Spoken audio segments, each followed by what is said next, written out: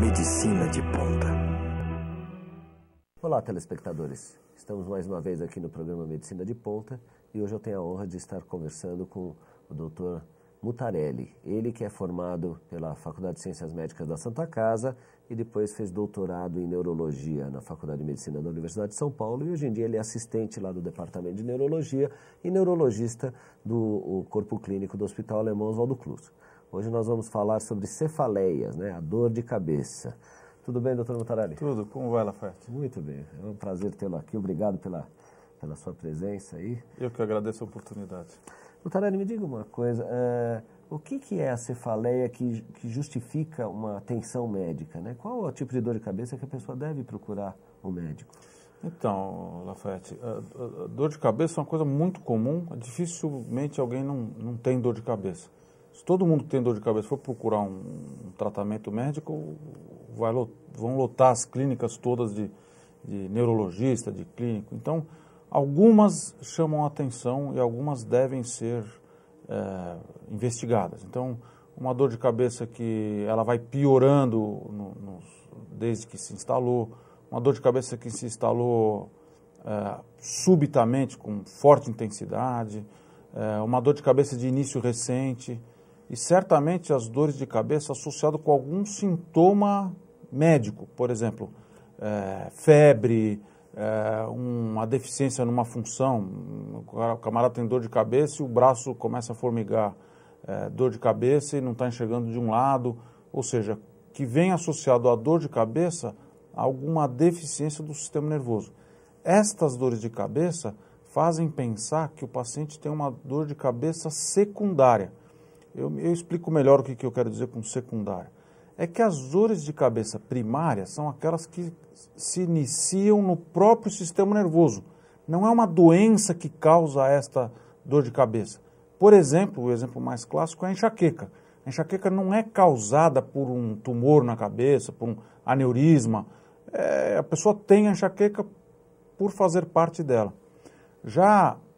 Esta é uma cefaleia primária. Já as cefaleias secundárias, elas são secundárias a uma doença, a um tumor, a um aneurisma, a uma meningite. Então, quando ela vem associada com febre, um sintoma outro clínico, que era de forte intensidade, faz pensar numa cefaleia que seja secundária e não uma cefaleia primária e, portanto, que merece investigação. Em que existe uma predominância maior das cefaleias? Como é que é a incidência em termos de sexo e idade? Ou ela atinge todas as idades?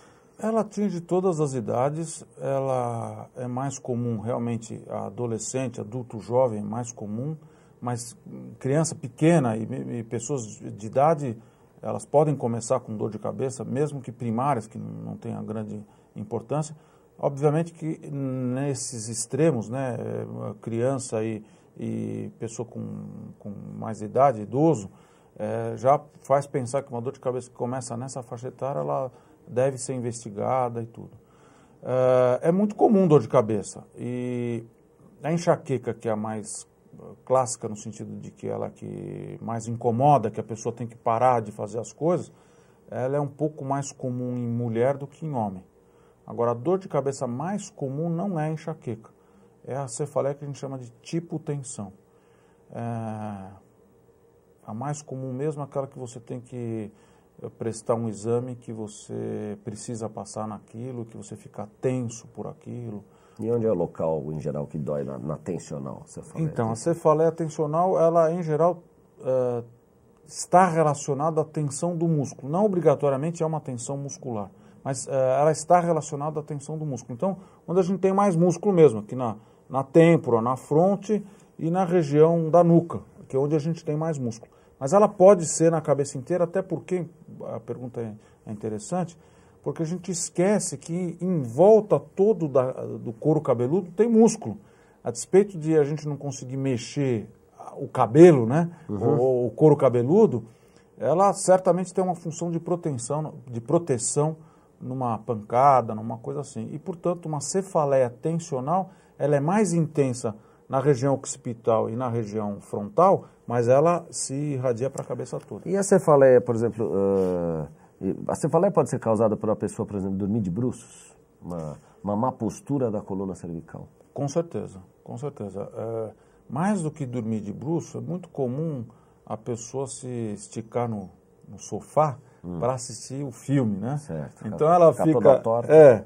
E assiste 2 horas de filme naquela posição e aí começa a doer na região cervical e ela irradia para a cabeça. Mas certamente dormir de bruços favorece um torcicolo.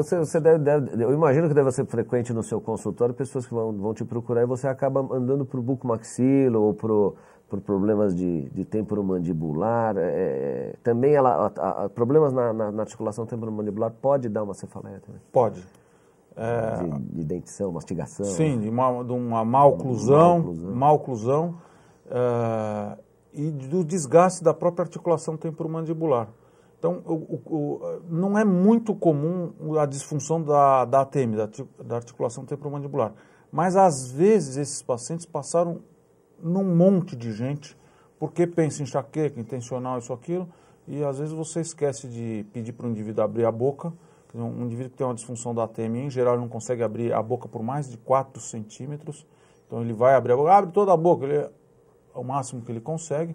E no abrir, no fechar, ele tem um cleque aqui no ouvido.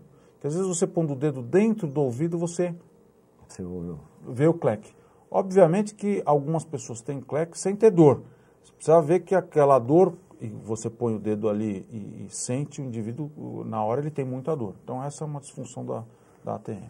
Na criança, quem normalmente faz o diagnóstico de problemas visuais na escola, né? Está começando lá primeiro, segundo, terceiro ano no primário, a criança pode ter dor de cabeça por um distúrbio oftalmológico, por uma miopia, hipermetropia? Assim.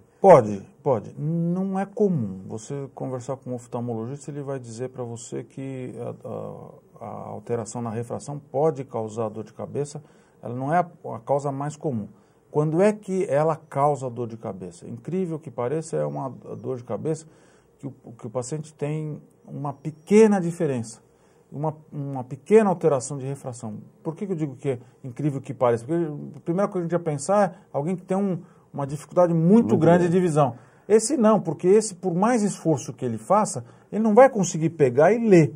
Ele não vai poder... Ele força isso mesmo? Faz careta ou não? Pode fazer careta, faz careta. O que vai se esforçar é aquele que consegue compensar o defeito dele. Então, ele na hora que ele compensa o defeito dele, é que ele força e dá dor de cabeça. O camarada que tem um defeito muito grande, por mais que ele se esforce, ele não consegue compensar. Compensar, você diz, então, a musculatura do globo ocular muda o formato do globo ocular e isso força, essa musculatura entra em fadiga e dá dor. É isso? Exatamente. Por um overuse aí. Exatamente. De tentar compensar. Né? E quando que você investiga? Como que você investiga uma dor de cabeça assim? Como é que funciona? Então, das dores de cabeça, aquelas que eu disse, as secundárias, devem ser sempre investigadas.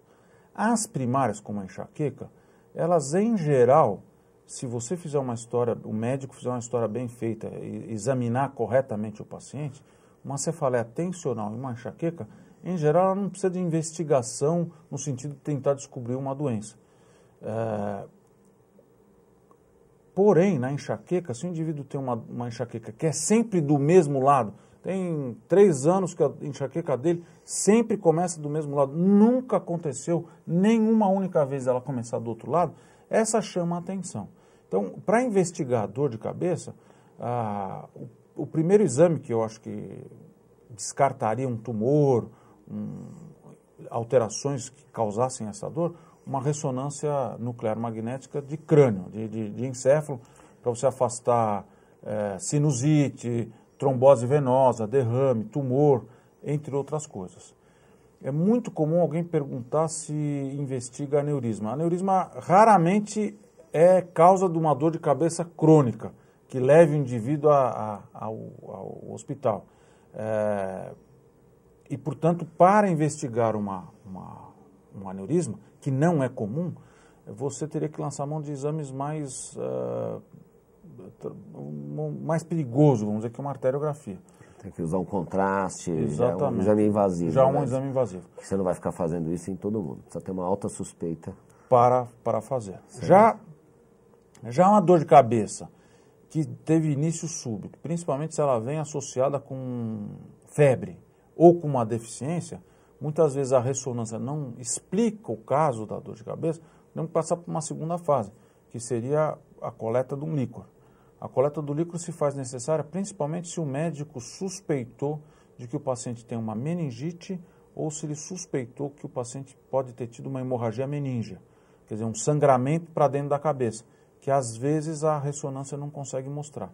Então, nessas circunstâncias, o líquor vai fazer o diagnóstico tanto de uma meningite quanto de uma hemorragia meníngea. E, por fim, exames gerais, como um hemograma, uma velocidade de hemossedimentação, uma glicemia, exames de tireoide, porque a descompensação nos parâmetros desses exames podem levar o indivíduo a ter dor de cabeça. E aí você vai fazer o diagnóstico até de outra doença causadora dessa dor de cabeça. Exatamente, um hipotiroidismo, um hipertiroidismo, uma arterite. Que outras doenças sistêmicas podem causar a dor de cabeça? Então, olha, todo mundo aqui já teve uma gripe, uma infecção, e essa infecção pode causar o que a gente chama de cefaleia tóxico ou metabólica. Então, junto da gripe vir dor de cabeça, ou junto de uma pneumonia vir dor de cabeça, obviamente que esta dor de cabeça não passa desapercebida, porque o paciente tem tosse, febre, e ele vai procurar o médico normalmente com esse tipo de dor de cabeça. Isso é por causa da toxemia, é isso? Da toxemia. Explica o que é toxemia. Toxemia é a bactéria e o seu sistema imune, vamos dizer, nesta luta um com o outro, libera algumas substâncias que acabam provocando uma inflamação de vaso e tudo, e o indivíduo passa a ter dor de cabeça por essa inflamação. Falando em inflamação, em ortopedia a gente tem um quadro chamado artrite reativa. As pessoas às vezes têm uma dor no joelho e é causado às vezes por uma verminose. Uma verminose, a pessoa tem uma jarda de alambre, um negócio assim, quer dizer, você trata a verminose e a dor do joelho some. Isso acontece também? Uma verminose pode causar cefaleia? Não, normalmente não causa cefaleia. Até acho interessante essa pergunta, porque é muito comum na nossa cultura dizer que dor de cabeça é do fígado, né? E fígado não dá dor de cabeça. Aí a pessoa fala, como? Eu comi uma feijoada e logo depois eu tive dor de cabeça. Lógico, ele antes tomou uma caipirinha, ele comeu um monte de pimenta, esta também é uma dor de cabeça tóxica, quer dizer, álcool e pimenta é motivo de dor de cabeça. Perfeito. Entendeu? Então o fígado não dá, mas... Existem outros alimentos que podem causar dor de cabeça? Sim, principalmente para quem tem enxaqueca, né? Os queijos, aqueles queijos amarelos que a gente chama de queijo curado, tipo provolone, queijo prata, chocolate, existe uma controvérsia se é causa ou consequência, você querer comer o chocolate por conta da sua enxaqueca, mas certamente, que eu acho que vale a pena para o telespectador, que às vezes não se liga nisso, é o tal do junk food, né? Aquele salgadinho, embutido, porque ele tem umas substâncias para melhorar o sabor, para o sabor ficar mais... Ele tem umas 30 substâncias, impressionante. Você vai ver a composição desses negócios. E principalmente se tiver escrito ali proteína hidrolisada, isso porque a proteína hidrolisada é aminoácidos, que muitos desses aminoácidos são neurotransmissores. No exemplo dos refrigerantes light, né? Que você tomar muita daquele refrigerante light, ele tem um neurotransmissor que pode provocar dor de cabeça, né? Então, isso aí, na sua clínica, na abordagem, você dá uma orientação sobre a dieta, quando você vai abordar uma dor de cabeça que pode ser causada por isso? Existe, então, uma lista de alimentos proibidos, que é isso que você está falando, de certa maneira, que deve ser evitado. A maioria dos pacientes que acabam procurando o consultório, eles já têm aquela dor de cabeça há alguns anos. Muitos deles, curiosamente, eles já sabem qual é o alimento. Mas se ele não identificou, obviamente a gente vai questionando. Outro que a gente podia falar aqui é vinho, né? Vinho tinto, vinho branco. Eles também podem provocar dor de cabeça. Então, há uma história, uma anamnese dos alimentos que o paciente faz uso, ajuda a orientar, com certeza. E o ambiente de trabalho, o ambiente que a pessoa vive, quais são os fatores? Luz, iluminação, essas coisas podem também? Podem. A luz, uma luz que vai direto, que reflete, por exemplo, aqui estamos no estúdio e tem luz, obviamente, para a gente poder aparecer bem na câmera. Isso pode provocar dor de cabeça se o indivíduo, que é o seu caso, não é o meu, fica aqui muito tempo. Quer dizer, eu vou acabar a entrevista, eu vou embora e você vai continuar entrevistando. Então, isso num ambiente de trabalho pode. E a postura, né? Quer dizer, uma má postura, você começa com contratura muscular e tudo, você pode... E o computador? O pessoal que trabalha em teleatendimento, hoje em dia é computador direto. Essas proteções de tela ajudam alguma coisa? Ajuda. Ela protege realmente? Eu acho que ajuda porque você bloqueia pelo menos metade dessa iluminação. O que eu acho que essa pessoa que faz esse tipo de serviço, ele fica muito tempo na mesma posição, horas, e se você liga para um lugar desse, em geral, é encrenca. O camarada está reclamando que não recebeu o produto que ele comprou, que e eles têm que ser super educados, mas só ouvindo... vai escutar, né? Vai escutar. E eles têm que escutar e tratar bem, né? É complicado. Um problema muito sério que eu vejo aqui no Brasil, acho que é um problema mundial, é a automedicação. Mas principalmente aqui no Brasil, acho que a primeira coisa que a pessoa procura vai no farmacêutico antes de ir no médico, né? Como é que é os analgésicos, né? Você vende em supermercado, vende em tudo que é lugar. Qual que é a sua visão sobre isso, da automedicação? Então, a automedicação só se justifica em doentes crônicos, ou seja, ele foi no médico, o médico examinou, fez um diagnóstico, ele tem uma enxaqueca há 5 anos. Não faz sentido ele voltar no médico para saber que aquele remédio que ele usa, que ajuda, se ele pode continuar tomando ou não. Porém, não é essa a realidade. A realidade é que, num primeiro sintoma de dor de cabeça, o camarada procura o vizinho farmacêutico e passa a usar o analgésico. Aí a gente tem 2 problemas distintos. Um diretamente relacionado à cefaleia, que eu falo daqui um minutinho, mas outro que é relacionado à economia da saúde do indivíduo. Quer dizer, ele toma um anti-inflamatório. Anti-inflamatório pode causar gastrite e úlcera, então você tem um problema de dor de cabeça, vamos ter que operar uma úlcera sangrante. E pior do que isso, muitas vezes, é você levar uma lesão renal, às vezes irreversível, levar insuficiência renal por uso de anti-inflamatório. Parece que é bobagem, mas é muito frequente. Muito frequente. E, portanto, cuidado quando você vai tomar algum medicamento dado por uma pessoa que não está habilitada, você está correndo o risco de cair numa diálise, numa cirurgia de estômago. Em relação à cefaleia, o que acontece é que existe uma entidade chamada cefaleia crônica diária. Aquela dor de cabeça que o indivíduo tem 4, 5 vezes na semana, por semanas a fio. Esta dor de cabeça, muito frequentemente, é causada pelo abuso do analgésico. Alguém que tome analgésico 3 vezes por semana, por um período de mais de 4 semanas, passa a ter dor de cabeça para usar o analgésico. Como é que a gente entende isso? Imagine que você tem um centro que regulador, todos nós temos um centro que inibidor, ele biologicamente é importante, você está numa luta de vida ou morte, o camarada te corta um pedaço do braço, você não, você me machucou, não, que esse cara acaba te matando. Você continua na luta, nem percebe às vezes que o camarada te machucou. Então é importante este centro que regulador. Se você toma analgésico todo dia, esse centro atrofia. É como se você fosse um marajá e hoje eu não quero mais andar, quero cadeira de roda, o camarada te carregando. A musculatura vai atrofiar com certeza. Então, sem inibição de dor não funciona com esse analgésico? Com abuso de analgésico, o indivíduo não inibe a dor. Então, você está me entrevistando, obviamente que às vezes a gente não fica tão à vontade, fica um pouquinho atento no negócio, então estou eu agora sentindo uma certa pressão aqui. Numa boa, não tem problema nenhum, não vou tomar nada por conta disso. Já o indivíduo que tomou analgésico por tempos a fios, acaba a entrevista dizendo, puxa, doutor, eu estou com uma dor de cabeça de estourar.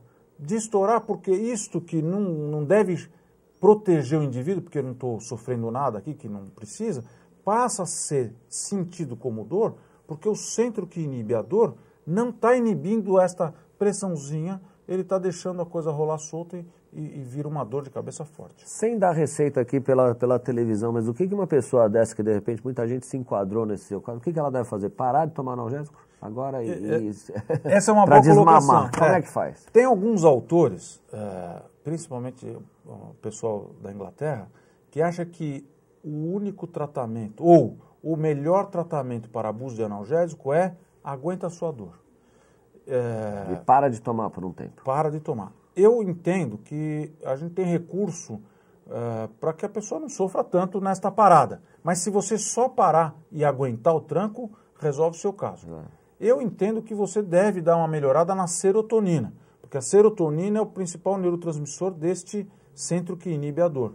E, portanto, se você estiver sofrendo muito, vale a pena procurar um médico para ele lhe prescrever algum medicamento que melhore a serotonina no seu cérebro. Para evitar a abstinência do analgésico.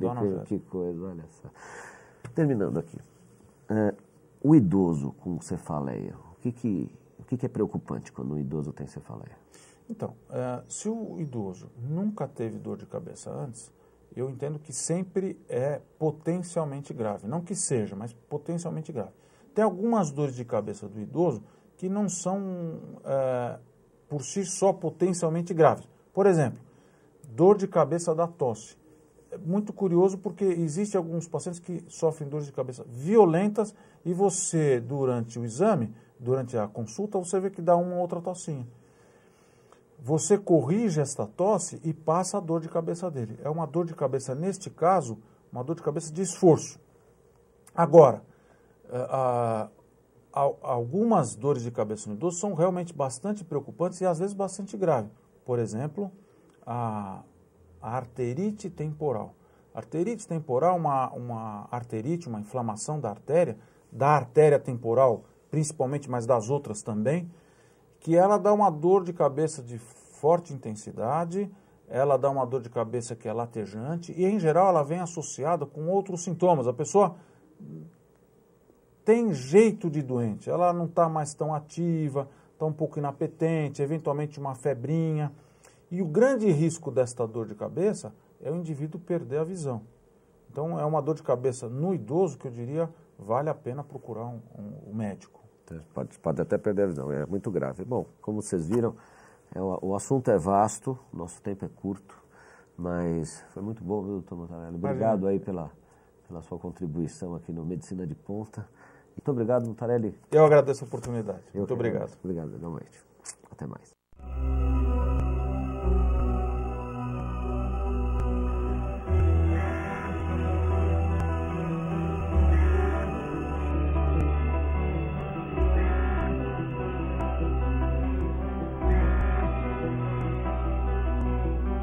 Medicina de Ponta.